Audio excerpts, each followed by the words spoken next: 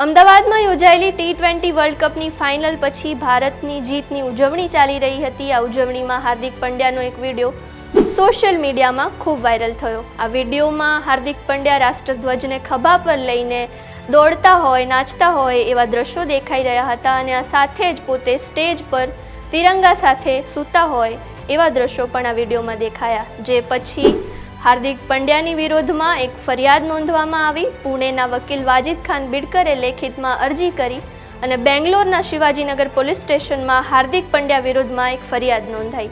આ ફરિયાદમાં એવા આરોપો લગાવવામાં આવ્યા કે હાર્દિક પંડ્યાએ રાષ્ટ્રધ્વજની ગરિમાનો ભંગ કર્યો છે।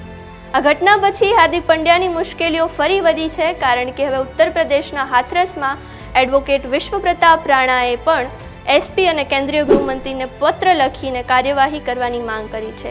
એવા આરોપો લગાવવામાં આવ્યા છે કે હાર્દિક પંડ્યાના કૃત્યથી કરોડો લોકોની લાગણી દુભાઈ છે। આ મુદ્દામાં એસપી ચિરંજીવનાથ સિન્હાએ પણ તપાસ કરી કાર્યવાહી કરવાની વાત કરી છે।